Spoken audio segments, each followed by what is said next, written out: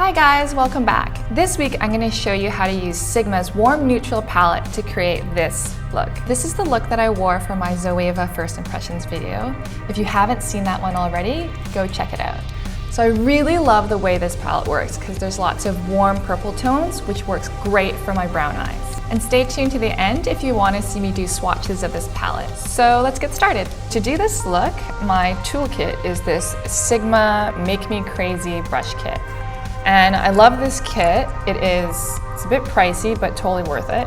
It comes in this leather, sexy holster. So you take it off like that, and then ba-bam! It comes with a really nice set of brushes. This is a full kit. And you actually feel like a real makeup artist when you have this kit, because it has everything you need for blending, contouring, especially with eyeshadows. There's tons of small brushes. There's also a big blending brush, stippling brush, so I find these are essentials that I absolutely need inside of a brush kit. To do this look, I used 5 different brushes and 4 different shadows. And this is a really good look if you're just starting out to learn how to do blending with your eyeshadow. So the first thing I did was it took an E70 brush. I added a base color, which was Sugar Milk, all over my foldable lid and all up into my eyebrow. It is this matte, neutral, almost colorless powder. It's really, really silky. It's not chalky at all, which is perfect for blending. The transition color that I'm using is called Cinnamon, and it's really nice because it brings the eye color from dark to light, because you want to have a gradient with this palette. And I'm using the E40 taper blending brush. So I'm just gonna be running it over in this half moon shape into the crease. When you're diffusing, I always like to put my hand at the very end. This way it gives it a really light diffusion and I'm not just wiping all of the eyeshadow off. Using the same brush because I'm still blending, I'm gonna be using Innocent, which is a nice rosy color. So as you can see, I'm trying to create this gradient. So the exact same thing, but just a little bit closer to the lid. The next color I'm gonna add is Optimistic, which is just another shade darker. I'm gonna go back to the E70 brush. I'm just applying this back into the crease, and this time just a little bit tighter. Next is the tricky part.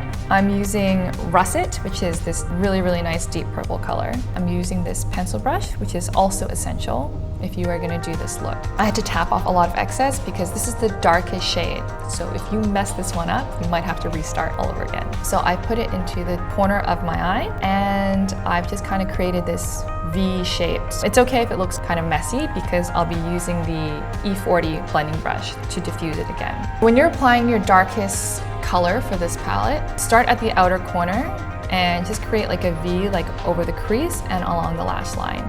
And as you can see, mine's a little bit messy, but that's okay because that's what the diffuser brush is for. I'm gonna diffuse it some more, as you can see, and it's starting to look more like a sunset. So I always refer back to sunsets because that's like, for me, like a perfect gradient. Once I'm happy with the gradient that I've created, I'm going to go back into the palette and use Sugar Milk, which was what I used for the base color. And I'm using a Sigma E55. I'm just putting it back over the lid where it originally was, so I get that really nice light to dark look. Once I'm happy with my eyeshadow, I'm gonna cement the look with a eyeliner. So I just use a basic black liner close to my lash line on the top and the bottom. To bring the look together, I took a eyeliner brush, the E05. So I'm just going to apply Warm Stone to my lash line. This is so it doesn't get too abrupt from black to purple. So just on my lower lash line and my top lashes.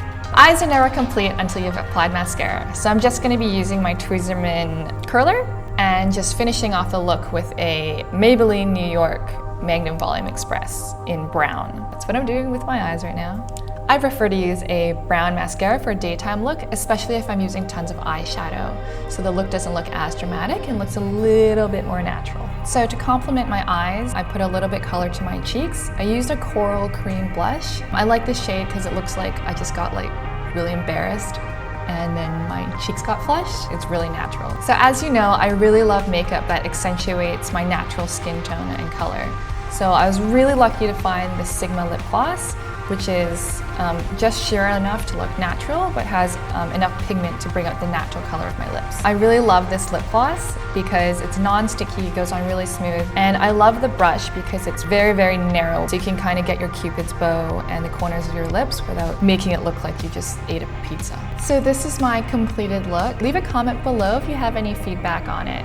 And now we're gonna do swatches. For this palette, there's a mix of kind of like purpley tones and a mix of brown tones, which is really nice if you want to have a warm, neutral look. The first color is called Oyster Sand, and I'm actually gonna compare it to the next one, which is called Sugar Milk. And these are both matte base colors. I would recommend using Oyster Sand if you've got kind of like a cooler undertone, and I would recommend using Sugar Milk if you're like me and you have a warmer undertone. Don't forget to watch my video on undertones. This is what I would use to make sure the rest of the colors on the palette really stand out. The next color is called Mild Mannered, and I really love this shade.